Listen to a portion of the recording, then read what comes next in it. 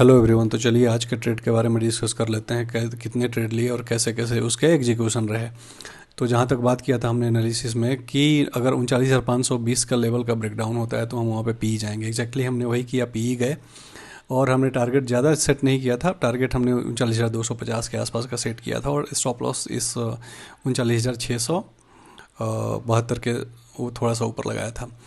दिक्कत ये हुई कि पी साइड का ट्रेड लिया और फिर एग्जैक्टली हमारे डायरेक्शन में ट्रेड चला, बट वो इस एरिया से रिवर्स कर गया।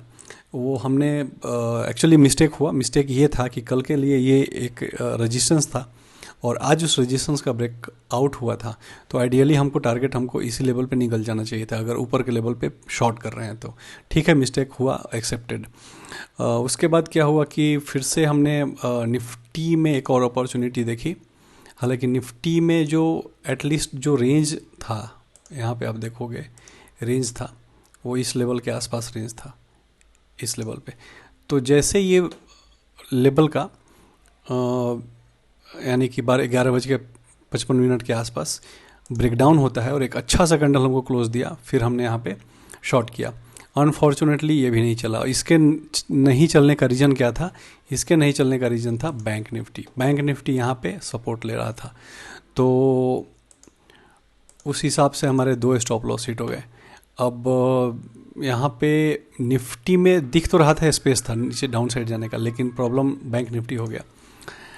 तो मिस्टेक निफ्टी में भी यही हुआ कि निफ्टी भी कहीं ना कहीं बैंक निफ्टी को फॉलो करता है और बैंक निफ्टी भी कहीं ना कहीं निफ्टी को फॉलो करता है। आज निफ्टी बैंक निफ्टी को फॉलो किया। तो ट्रेड में हमको अब ये ध्यान देना होगा कि अगर कोई भी इंडेक्स, अगर हम पी साइड का ट्रेड ले रहे हैं तो कोई भी इंडेक्स, निफ्टी हो या बैंक निफ्टी, अगर वो अपने सपोर्ट पे चला गया तो हमको दोनों ट्रेड, यानी जो भी इंडेक्स में हमने ट्रेड लिया होगा पी साइड का, उसको स्क्वायर ऑफ करना पड़ेगा। तो ठीक है, ये बात का हम लोग आने वाले ट्रेड पे ध्यान रखेंगे। उसके बाद हमको एक बहुत ही अच्छी अपॉर्चुनिटी बाई साइड के लिए दिखी।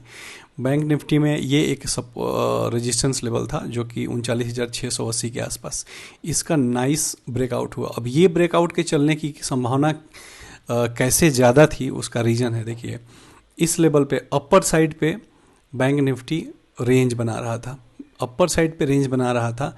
अगर इसको फेल करना होता तो यहाँ इसके बाद यहाँ थोड़ा सा इस रेंज का ब्रेकआउट देता है इस लेवल पे और उससे वो वापस रेंज के अंडर में आता, फिर नीचे के साइड पर कंटिन्यू किया। बट ये जो ब्रेकआउट आप देखोगे, ये 2 ब्रेकआउट है, एक तो इस रेंज का ब्रेकआउट है और दूसरा इस एक रेजिस्टेंस लेवल है उसका भी ब्रेकआउट है।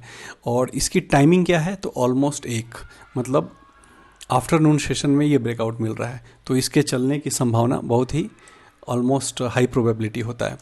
और उसके बाद फिर हमने एक ट्रेड लिया, जैसे ही ब्रेकआउट हुआ फिर भी हमने वहाँ पे एग्जैक्टली थोड़ा सा वेट करना चाहा, थोड़ा देखना चाहा कि ये फेक तो नहीं निकलेगा।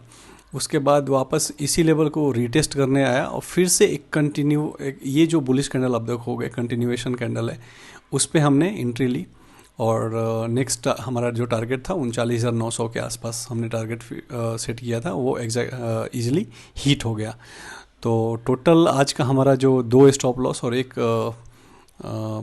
टारगेट हिट हुआ, उसके आप देखोगे तो 2000 माइनस में अभी भी पोजीशन हमारा 2000 माइनस में है। ये बैंक निफ्टी में जो टारगेट हिट हुआ था स्लाइटली थोड़ा सा ज़्यादा हिट हो गया मोमेंटम के कारण, और निफ्टी में 2200 के आसपास, और जो टारगेट जो हिट किया उसमें प्लस 3700 के आसपास। तो ओवरऑल -2000 लॉस।